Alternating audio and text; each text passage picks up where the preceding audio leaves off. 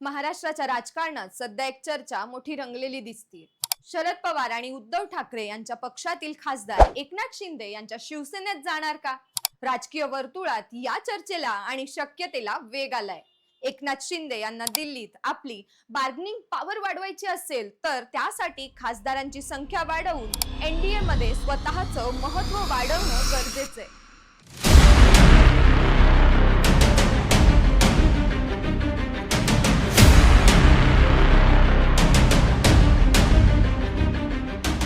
राज्यातील चित्र वेगळंच दिसते।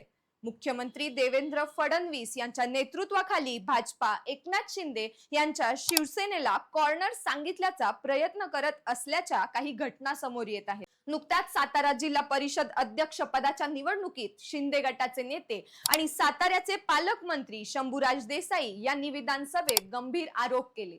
त्यांच्या म्हणण्यानुसार पोलिसांकडून त्यांना मारहाण करण्यात आली, तसेच त्यांच्या 2 सदस्यांना मतदान करू दिले गेले नाही। याच कारणामुळे भाजपाचे अध्यक्ष आणि उपाध्यक्ष सातारा जिल्हा परिषदेत निवडून आले, असा त्यांनी गंभीर आरोप केलाय। इतकंच नाही, स्वतः उपमुख्यमंत्री एकनाथ शिंदे यांनी फोन करूनही जिल्ह्याचे एसपी ऐकत नाहीयेत असे स्वतः शिंदे यांनी विधानसभेत सांगितले।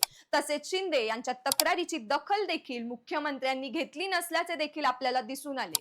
यावरून शिंदे यांचे राजकीय वजन कमी झाल्याचे चित्र समोर येत आहे का? आता हे राजकीय वजन वाढवण्यासाठी विरोधी पक्षातील काही खासदार फोडण्याचा प्रयत्न होऊ शकतो का? जर शरद पवार यांच्या राष्ट्रवादीमधून किंवा उद्धव ठाकरे यांच्या शिवसेनेमधून काही खासदार फोडता आले तर दिल्लीत पुन्हा एकदा शिंदे यांची बार्गेनिंग पॉवर वाढू शकते। सध्या लोकसभेत शरद पवार यांचे 8 खासदार तर उद्धव ठाकरेंचे 9 खासदार आहेत।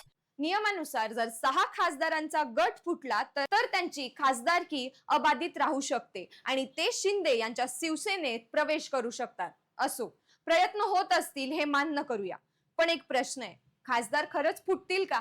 जर दोन्ही राष्ट्रवादी एकत्र आल्या तर राष्ट्रवादीचे 8 खासदार फुटण्याची शक्यता कमी आहे, कारण त्यांना सत्तेचे टॉनिक मिळेल। मात्र सध्याच्या घडामोडी पाहता 2 राष्ट्रवादी एकत्र येऊ नयेत यासाठी राष्ट्रवादी मधीलच काही शक्तिशाली नेते प्रयत्न करत असल्याचे दिसते।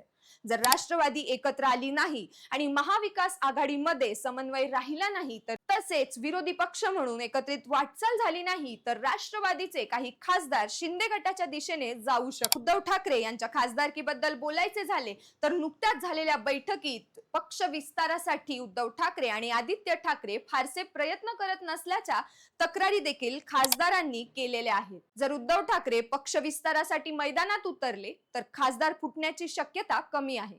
मात्र त्यांनी तसे केले नाही तर खासदारांमध्ये नाराजगी वाढू शकते। एकनाथ शिंदे यांनी मागील वर्षभरात ऑपरेशन टायगरच्या माध्यमातून ठाकरे गटाचे खासदार फोडण्याचे प्रयत्न केल्याची चर्चा रंगत आहे।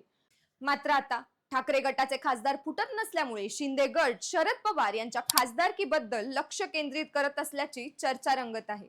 पुढील काळात नेमकं काय होणार आहे हे पाहणं अत्यंत महत्त्वाचं ठरणार आहे। विरोधी पक्षाचे खासदार टिकतील की सत्तेच्या दिशेने जातील? तुम्हाला काय वाटतं? कमेंट्स करून नक्की सांगा। आणि हो, व्हिडिओ आवडला असेल तर लाईक, शेअर आणि सबस्क्राईब करायला विसरू नका।